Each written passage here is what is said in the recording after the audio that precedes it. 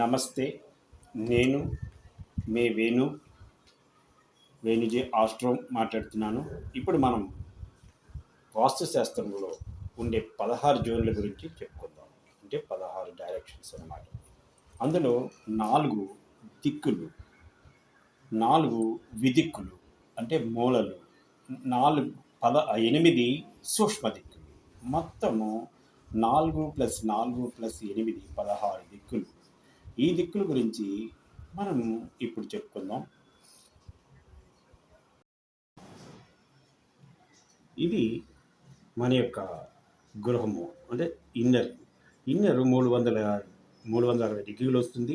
ఈ 360 డిగ్రీలను మనం ఇందాక చెప్పుకున్నట్టు 16 డైరెక్షన్ని 360 డిగ్రీలని 16 చేత భాగిస్తే 22.5 డిగ్రీలు ఒక్కొక్క డైరెక్షన్ వస్తుంది.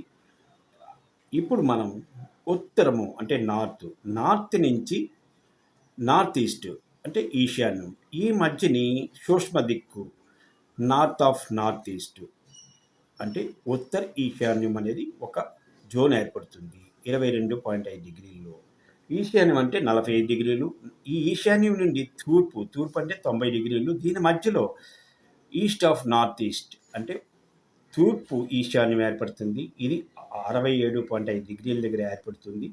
తర్వాత ఈస్ట్ నుండి సౌత్ ఈస్ట్, వీటి మధ్యని మరో సూక్ష్మ దిక్కు ఈస్ట్ ఆఫ్ సౌత్ ఈస్ట్ ఏర్పడుతుంది. ఇది తూర్పు ఆగ్నేయం అంటాము తెలుగులో. ఈస్ట్ ఆఫ్ సౌత్ ఈస్ట్కి సౌత్కి మధ్యలో సౌత్ ఆఫ్ సౌత్ ఈస్ట్ ఒక సూక్ష్మ దిక్కు ఏర్పడుతుంది. అలాగే సౌత్ నుండి సౌత్ వెస్ట్ అంటే నైరుతి, దక్షిణం నుండి నైరుతికి మధ్యలో సౌత్ ఆఫ్ సౌత్ వెస్ట్ అంటే దక్షిణ నైరుతి ఏర్పడుతుంది, అదొక సూక్ష్మ దిక్కు. అలాగే నైరుతి అంటే సౌత్ వెస్ట్ నుండి వెస్ట్కి మధ్యలో వెస్ట్ ఆఫ్ సౌత్ వెస్ట్ అంటే పశ్చిమ నైరుతి ఏర్పడుతుంది. ఇది 247.5 డిగ్రీల దగ్గర ఇది ఉంటుంది. అలాగే వెస్ట్ అంటే 270 మీ అందరికీ తెలిసిందే. ఈ వెస్ట్ నుండి వాయువు అంటే వెస్ట్కి నార్త్ వెస్ట్కి మధ్యలో వెస్ట్ ఆఫ్ నార్త్ వెస్ట్ ఏర్పడుతుంది అంటే పశ్చిమ వాయువు. ఈ పశ్చిమ వాయువు ఒక 292.5 డిగ్రీల దగ్గర ఏర్పడుతుంది. అలాగే నార్త్కి మధ్యలో నార్త్ వెస్ట్ అంటే ఉత్తర వాయువు ఒక సూక్ష్మ దిక్కు. అంటే ఈ 8 దిక్కులు, ప్రథమమైన 8 దిక్కులు అంటే 16 దిక్కులు మన వాస్తుశాస్త్ర ప్రకారంగా ఏర్పడతాయి. వీటి ద్వారానే మనం అన్నీ తెలుసుకుంటాం. వీటి యొక్క యాట్రిబ్యూట్స్ గురించి మనం చెప్పుకుందాం. ఇప్పుడు ప్రథమ దిక్కులు ఉత్తరము అంటే నార్త్, ఈస్ట్ అంటే తూర్పు, దక్షిణము అంటే సౌత్, పశ్చిమము అంటే వెస్ట్. ఈ 4 ప్రథమ దిక్కులు. ఇవి విదిక్కులు అంటాం అంటే మూలలు. ఈశాన్యము అంటే నార్త్ ఈస్టు, ఆగ్నేయము సౌత్ ఈస్టు, నైరుతి సౌత్ వెస్ట్, వాయువు నార్త్ వెస్ట్. ఇవి విదిక్కులు అంటే మూలలు. ఇవి కాకుండా సూక్ష్మ దిక్కులు మరో 8 ఉంటాయి. అంటే అవి north of north east, east of north east, east of south east, south of south east, south of south west, west of south west, west of north west, north of north west. ఇవి 8 దిక్కులు కలుపుకుంటే మొత్తం 16 దిక్కులు అంటే 16 Jones, మనకి 16 directions ఏర్పడతాయి. అంటే Jones అన్నా డైరెక్షన్స్ అన్నా ఒకటే. కాబట్టి ఆ 16 జోన్స్ డైరెక్షన్ బట్టి ఏది పెరిగితే దాన్ని తగ్గించుకుంటాం, ఏది తగ్గితే అది పెంచుకుంటాం. దాని ద్వారా వాస్తు దోషాన్ని నివారించుకుంటాం.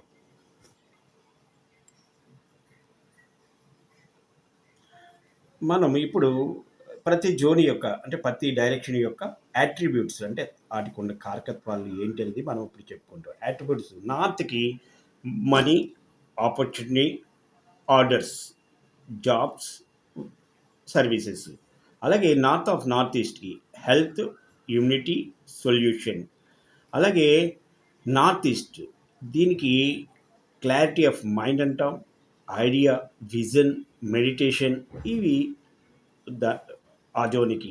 ఈస్ట్ ఆఫ్ నార్త్ ఈస్ట్కి ఇది ఫన్, క్రియేషన్, రిక్రియేషన్, ఎంజాయ్మెంట్, ఇవన్నీ ఇది వస్తాయి.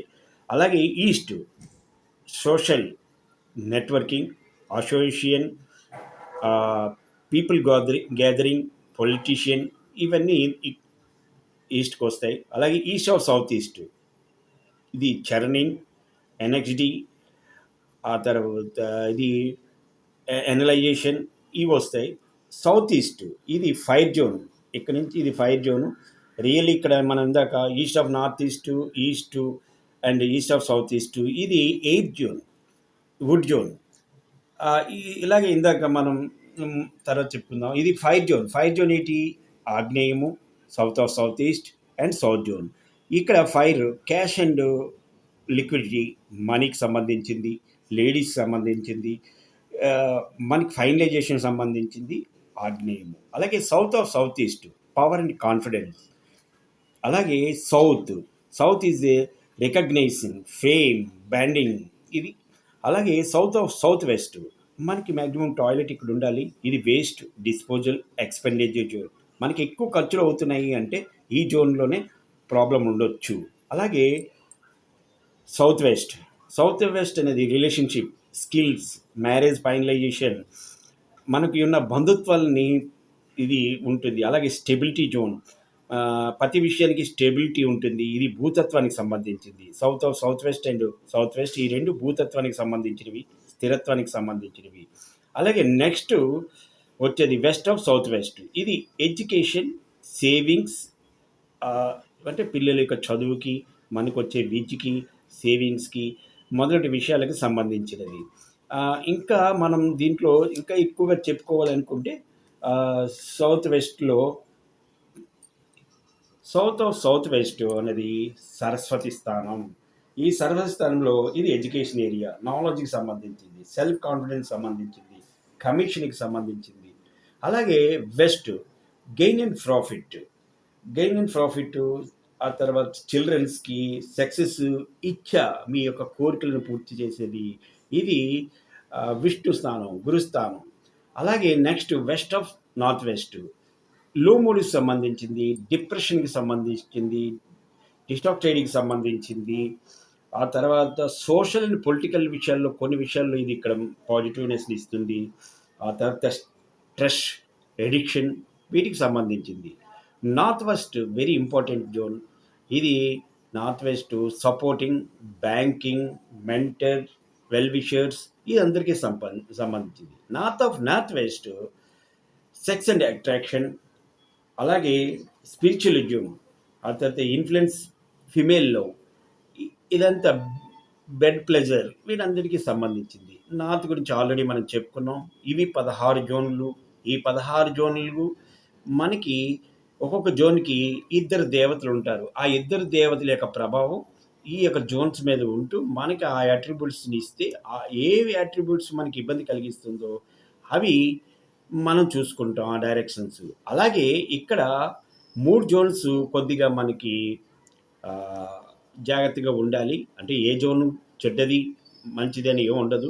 ఈస్ట్ ఆఫ్ సౌత్ ఈస్ట్ అన్నది చర్నింగ్ జోన్ కాబట్టి, ఇది ఎన్ఎక్స్టీకి సంబంధించింది కాబట్టి ఇక్కడ ఏది కొద్దిగా జాగ్రత్తగా ఉండాలి. అలాగే సౌత్ ఆఫ్ సౌత్ వెస్ట్ ఇది వేస్టేజ్కి సంబంధించింది కాబట్టి ఇక్కడ టాయిలెట్ ఉండొచ్చు, ఇక్కడ బాత్రూమ్ ఉండొచ్చు. దానివల్ల మనకి బెనిఫిట్గా ఉంటుంది.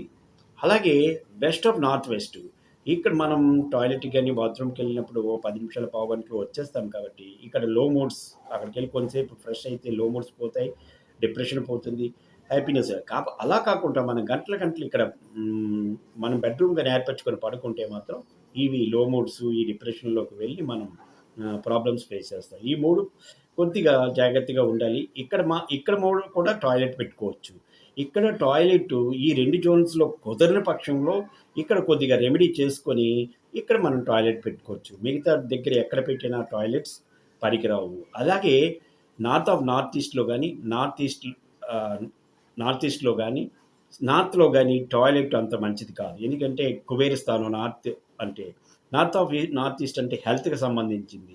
అలాగే నార్త్ ఈస్ట్ అంటే క్లారిటీకి సంబంధించింది. మిగతా జోన్లో ఏంటంటే మనం పరిహారం అది రెమెడీ చేసి మనం దాన్ని కొంత బ్యాడ్ రాకుండా కంట్రోల్ చేసుకోవచ్చు. కానీ ఇక్కడ నార్త్ ఈస్ట్‌లో గాని టాయిలెట్ ఉన్న, స్టోర్ ఉన్న మాక్సిమమ్ ఇంటి యజమానికి గాని, లేదా యజమానురాలికి గాని క్యాన్సర్ వచ్చే అవకాశాలు ఎక్కువగా ఉంటాయి.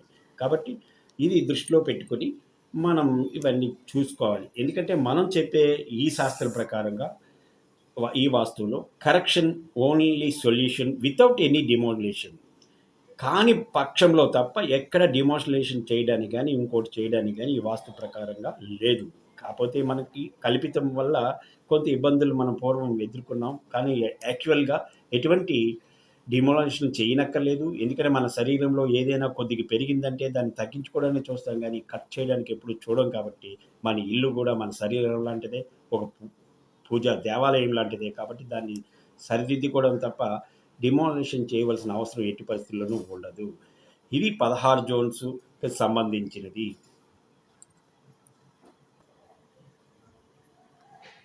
దేవతల గురించి చెప్పిన ఇది. ఇప్పుడు మనం రాబోయే మన యొక్క వీడియోస్‌లో మనం ఏంటంటే జాబ్స్ గురించి, హెల్త్ గురించి, అంటే క్లారిటీ ఆఫ్ మైండ్ అంటే ఎవరికైనా కొంచెం మెంటల్ డిసార్డర్స్ ఉంటే దాని గురించి, అలాగే ఫన్ను, ఎడ్యుకేషను, రిలేషన్‌షిప్పు, మీ స్కిల్ డెవలప్‌మెంట్ కోసం, ప్రాఫిట్ అండ్ గెయిన్స్ కోసం, సపోర్టింగ్, బ్యాంక్ లోన్స్, అలాగే భార్యాభర్తల మధ్యన సత్సంబంధాల గురించి, మ్యారేజ్ గురించి, ఎడ్యుకేషన్ గురించి, ఇటువంటి విషయాల గురించి మనం కోర్ట్ కేసుల గురించి ఇవి అన్నీ వాస్తు ద్వారా మీ యొక్క జాతక చక్రానికి గల రిలేషన్‌షిప్ ద్వారా మనం విశదీకరించుకోవచ్చు, చెప్పుకోవచ్చు. కాబట్టి నేను అవన్నీ ఎక్స్‌ప్లెయిన్ చేస్తాను.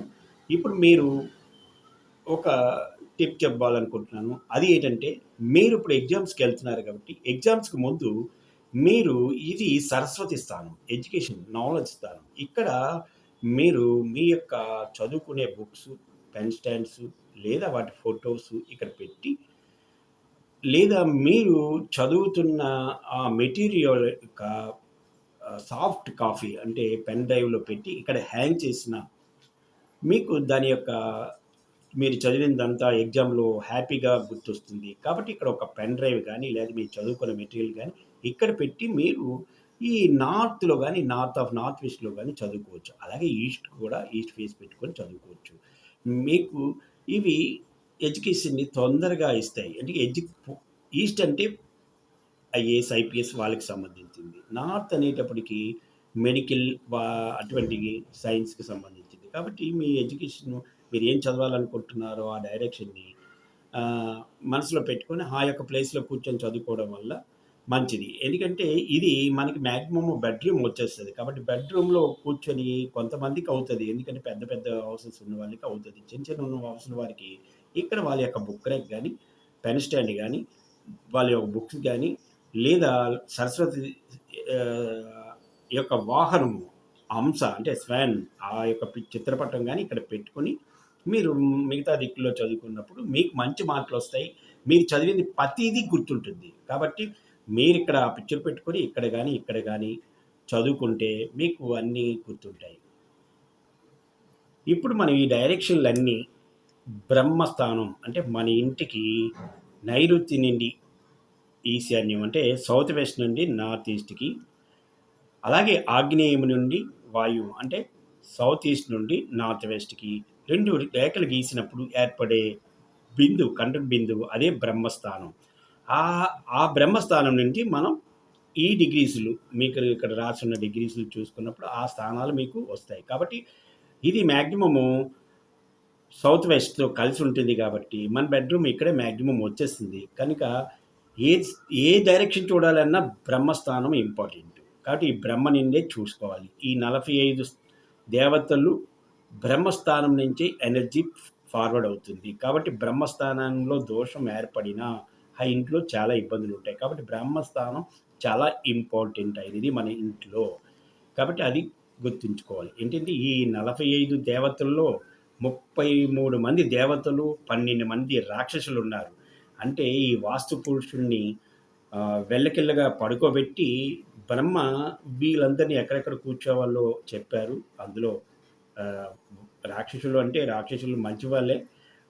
ఎందుకంటే వాళ్ళు కూడా ఈ దేవతలకు సహకరించి కలిసి ఉన్నవాళ్ళే కాబట్టి అక్కడ మంచి ఉంటుంది, చెడ్డ ఉంటుంది. కాబట్టి మీరు ఇవన్నీ నేర్చుకోవాలంటే ఫర్దరు నా యొక్క వీడియోస్‌ని సబ్స్క్రైబ్ చేసుకుంటే మీకు అవన్నీ ఆహ్, అడ్వాన్స్ ఆస్ట్రో మా వాస్తు అనేది నేను మీ వీడియోస్ ద్వారా మీకు తెలియజేస్తూ ఉంటాను. కాబట్టి ప్రస్తుతం అయితే ఈ అట్రిబ్యూట్స్ నేను ఏవైతే చెప్పానో వాటిని మీరు రాసుకొని మీరు ఒక డయాగ్రామ్ తయారు చేసుకొని నేర్చుకున్నట్టయితే మీకు ఈజీగా ఐడెంటిఫై చేయడం తెలుస్తుంది. మీరు ఇంకా మీకేమైనా డౌట్స్ ఉన్నా, మీరేమైనా తెలుసుకోవాలన్నా, నా యొక్క కామెంట్స్ బాక్స్‌లో మీ యొక్క ఒపీనియన్‌ని, మీ యొక్క సలహాలను తెలియజేస్తే, దానికి తగ్గట్టుగా నేను రిప్లై ఇచ్చి, మీకు ఆ విషయాన్ని మీ డౌట్స్‌ని క్లియర్ చేస్తాను. కాబట్టి కింద నా యొక్క నంబర్‌కి కాంటాక్ట్ చేయవలెను.